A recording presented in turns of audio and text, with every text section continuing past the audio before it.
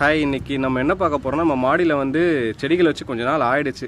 இப்போ ஒரு சில செடிகளில் காய்கள் பூக்கள்லாம் வந்திருக்கு. இப்போ இது பார்த்தீங்கன்னா சிகப்பு வெண்டைக்காய். இது பூ வந்து பார்த்திங்கன்னா சிகப்பாக தான் வரும்போது. இப்போ இது பார்த்தா உங்களுக்கே தெரியும், பூவெல்லாம் சிகப்பாக இருக்குது. ஆனால் இது ஒன்று மட்டும் காயாக மாறி இருக்குது, ஒரு பச்சை கலரில் இருக்குது. சரியாக ஃபோக்கஸ் பண்ணுறேன் உங்களுக்கு. இது மட்டும் காயாக மாறி இருக்குது. மேபி கொஞ்சம் வளர்ந்தப்புறம் சிகப்பாகும்னு நினைக்கிறேன். அது வளர்ந்தப்புறம் நான் உங்களுக்கு அப்டேட் பண்ணுறேன். அதுக்கப்புறம் பார்த்திங்கன்னா பச்சை கலர் வெண்டைக்காய் நிறைய வச்சுருக்கோம்.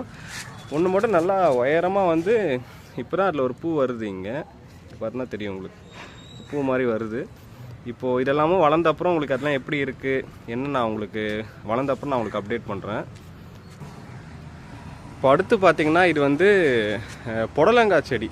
இந்த புடலங்காய் செடி வந்து வச்சு அப்படியே வளர்ந்துட்டு போயிட்டே இருந்தது, ஒன்றும் வரல. நிறைய பூ வந்துகிட்டே இருந்தது. தெரியும், நிறைய பார்த்திங்கன்னா உங்களுக்கு தெரியும். இங்கே கூட பூ வந்து காஞ்சி போயிடுச்சு. இந்த மாதிரி பூக்கள் வந்து காஞ்சி போயிட்டே இருந்தது. அப்போ தான் ஒரு வீடியோவில் நான் பார்க்கும்போது அவங்க என்ன சொன்னாங்கன்னா, ஆண் பூக்கள் நிறைய வரும், அதெல்லாம் வந்து காய் ஆகாது அப்படின்ற மாதிரி சொன்னாங்க.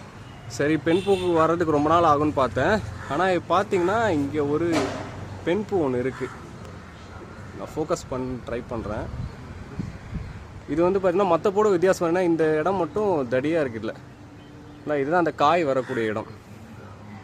இது ஒன்று மட்டும் வித்தியாசமாக இருக்குது. நானே ஃபஸ்ட் டைம் இப்போ தான் பார்க்குறேன் இந்த மாதிரி வர்றது. எனக்கே இப்போ தான் தெரியும் பெண் பூன்னு இருக்கும், ஆண் பூன்னு இருக்கும்னு சொல்லிட்டு. இது ஒன்று தான் காயாக மாறுது. இது மாதிரி இன்னும் இது நல்லா வளர்ந்த அப்புறமும் நான் உங்களுக்கு அப்டேட் பண்ணுறேன் அடுத்தடுத்து இது எப்படி வருதுன்னு சொல்லிட்டு. இதை இன்னும் கொஞ்சம் மேலே நான் கொடியில் ஏற்றி விடணும், வலையில். ஏன்னா இது வந்து பார்த்திங்கன்னா வெயிட் ஆச்சுன்னா இந்த செடி இங்கே தாங்காது. இந்த மேலே இருக்க இந்த வலை பார்த்திங்கன்னா நான் இருக்கா வாங்கியிருக்கேன். இந்த வலையில் ஏற்றி விட்டால் அதுக்கப்புறம் அது அதிலே காய்க்கும். நான் இன்னும் கொஞ்சம் வளர உங்களுக்கு நான் இதை வீடியோஸ் போடுறேன்.